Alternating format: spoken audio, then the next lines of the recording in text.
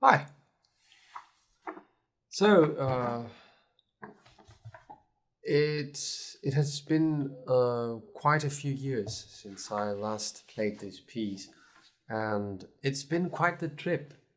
I first learned this prelude back in probably late 2004, and I remember I just learned it because I was just browsing through the preludes. It was not this book; it was another edition. That one wasn't stolen, by the way. Um, and I remember I just went with it, and the speed I chose to play it was slightly faster than this one. Um, the whole bouncing of the I don't know who came up with the idea of tolling bells for this one. I found a intriguing list of titles for all the preludes, but this particular tempo it felt like just right. The um, the sense of the pacing of it wasn't too slow. For around every now and then when I was recording this for this video, I would find myself going too slowly, uh, and I would normally rush, right? But it was very nice. The whole experience. Now this is a it's a cold night here. Not as cold as European, of course, but it's damp in here. It's very humid. So anyway, getting back to it, the uh,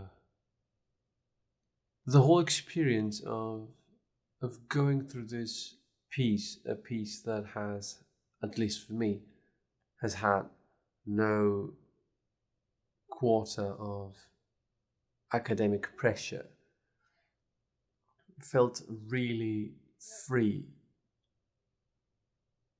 I don't think I can explain myself. It's quite late here, but I think that adding to the use of speed is the fact that the instrument has to match the speed where we're going. Um, the speed, or the tempo we're using. I apologize, I'm really tired. But my point is, since you know I use a digital instrument and a virtual factory of instruments here. And for this Chopin, I chose a, a pianoforte by Ignaz Pleyel from 1835, which should give me around the tone for Chopin's music. And I found that the the length of the sound felt remarkably good with this tempo.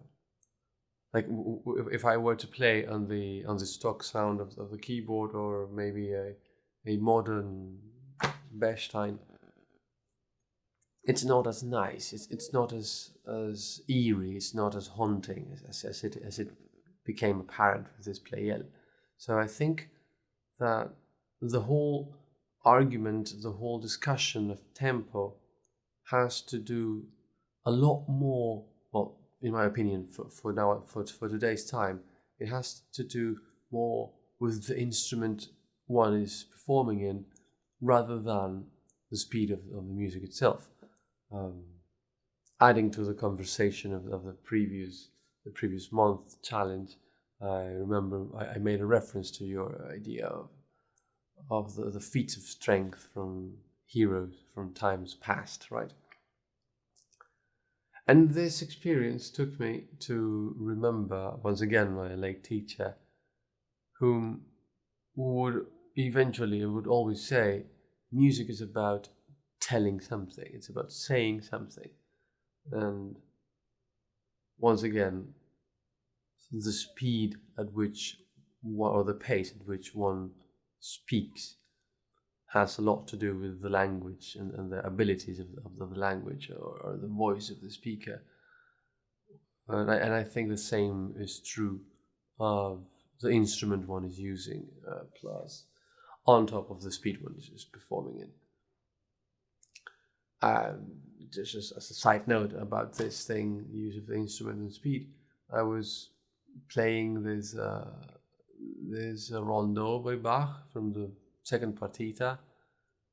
Played on a piano, I would feel like rushing and taking it at a brilliant, nice, speedy tempo, while playing it on a clavichord, it almost wants me to slow down, because the response of the instrument has a lot to do with the way one touches. It's when touching someone else, when you touch someone else's body, there is a reaction, and one accommodates, if that's a proper word.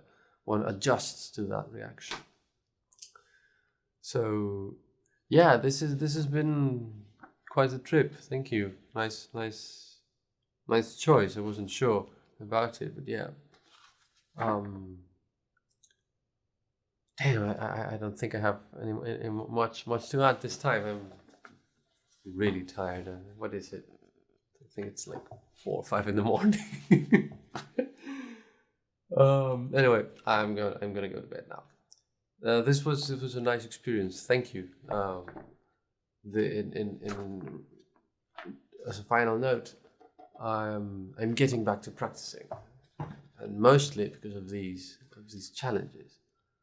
And it's been over 100 years in 100 years. It feels like that. Certainly, it's been over 100 days of lockdown, and I'm just losing it.